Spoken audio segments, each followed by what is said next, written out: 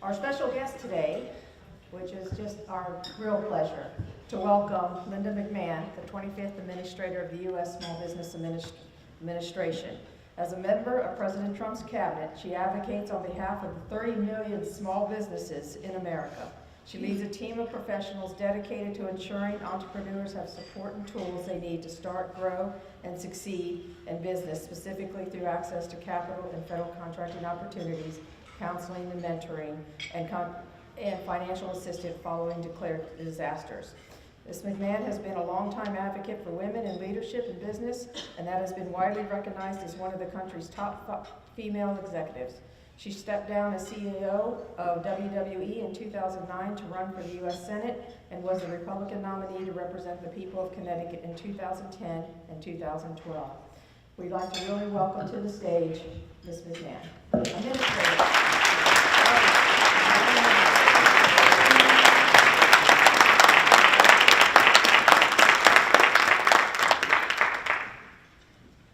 Thank you so much, Shirley. Good afternoon, everyone. I hope you have enjoyed your lunch. I would be afraid to pick up my fork.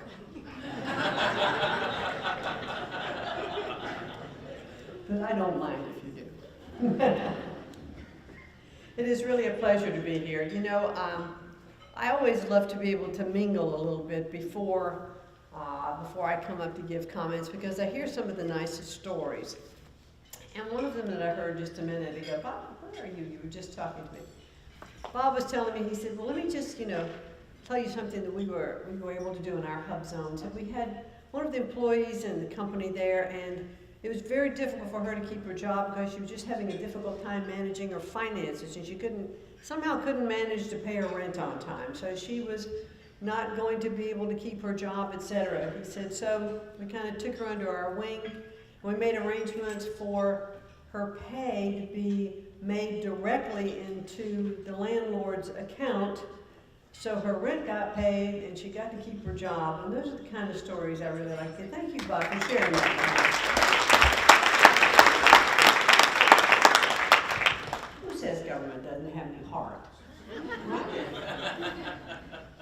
It is people like you, really, who are working in HUBZones, making sure that there are so many who wouldn't otherwise have opportunities. And I'm just really appreciative to be here this afternoon to be able to speak with you. It's my pleasure to welcome you to the HUBZone Conference. It's an exciting time for the program, and I'm committed to ensuring it operates in a way that is both effective and efficient. To that end, we have some new initiatives to share with you today. Later this afternoon, you'll be hearing from Rob Wong, who every time I walk around, somebody's patting him on the back or telling me how lucky that we are to have Rob running the HUBZone program and how committed he is, and he's so responsive to everything. And I've said, don't let him hear you say that. I have to deal with him every single day. Rob, thank you very, very much. We very much appreciate it. Let's give Rob a round of applause.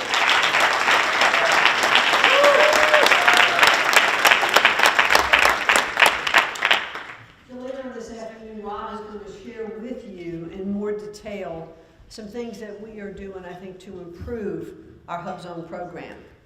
But let me first just say a few words about why HUBZones matter and how the SBA is working to ensure that they are serving the communities and employers that they are designed to reach.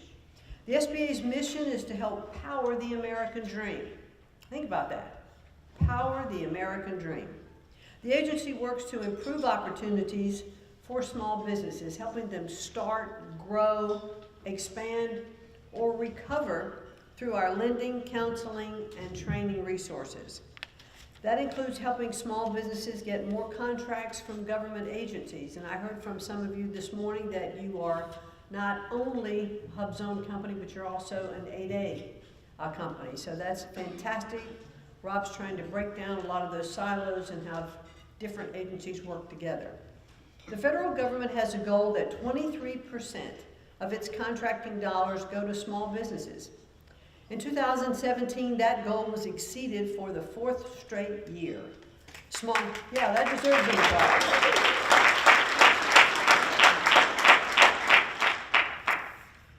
Small businesses earned more than $105 billion in government contracts. That's $5 billion more than ever before. In 2018, we've continued to build on that milestone.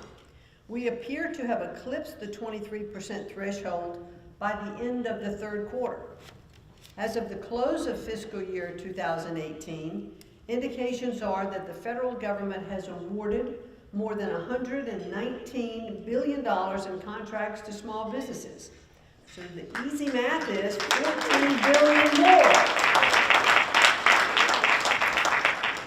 And we think we're just setting the pace because we want to continue to grow those numbers. And a critical piece of that contracting puzzle is the HUBZone program, which certifies businesses operating and employing people in historically underutilized business zones. And I don't have to tell you about that.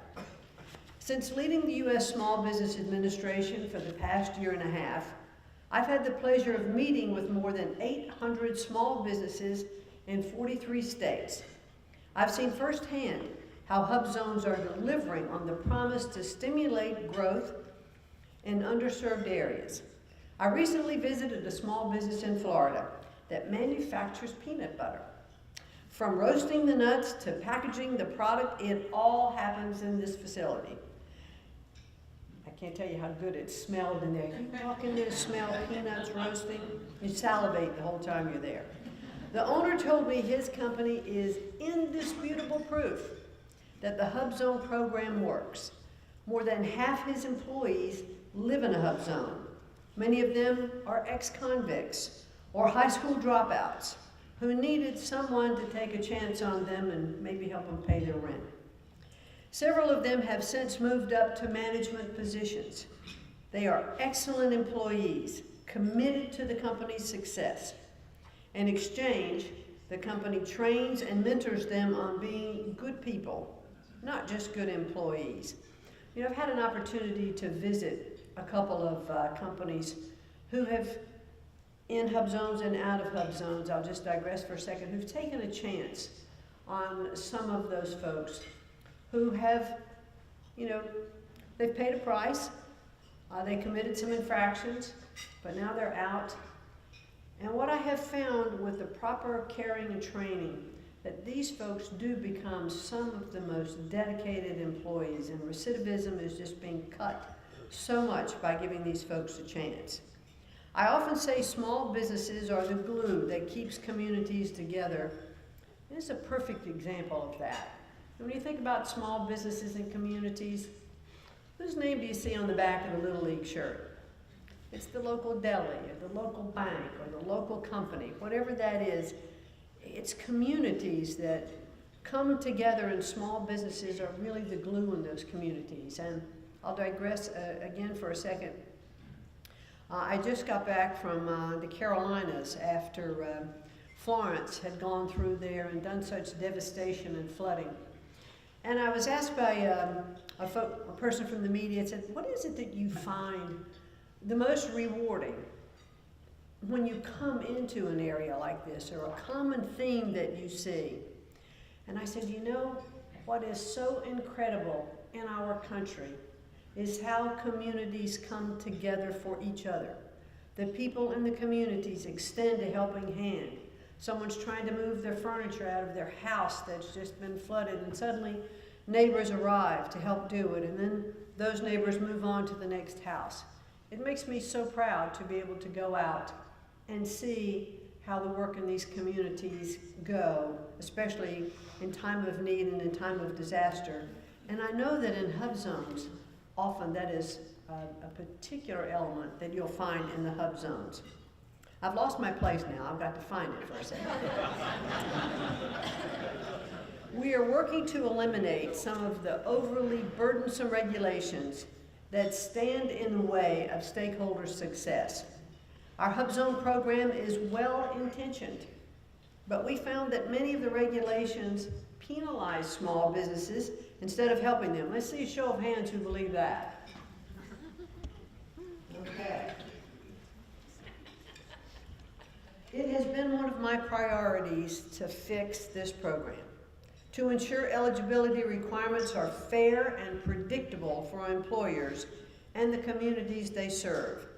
The SBA believes such reform will also improve business opportunities for the companies that use the HUBZone program. Again, Rob Wong will be sharing more details on this with you later today. Thank you for all the work you do to support this program. As we've seen HUBZone's work, they create jobs for people who need them. They help small businesses grow, and they revitalize communities that deserve an opportunity to succeed. I wish you much continued success. I appreciate the opportunity just to speak with you a little bit this afternoon, to say hello with some of you that I was able to meet. I wish I could stay for the program this afternoon. Unfortunately, I leave from here to go to Dulles to catch a plane to beyond to continue to do some work. So thank you so much for all that you are doing. I appreciate very much this council that I know it was begun about 20 years ago, right? Exactly. And please keep doing the work that you're doing. Thank you so much for this afternoon.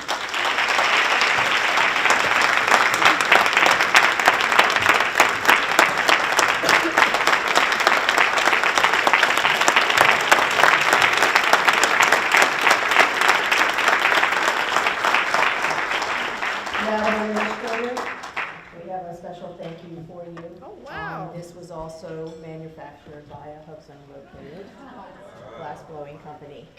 That is the coolest thing. Look at that. Isn't that nice? Yeah. Thank you. Very, very nice. Thank you very much.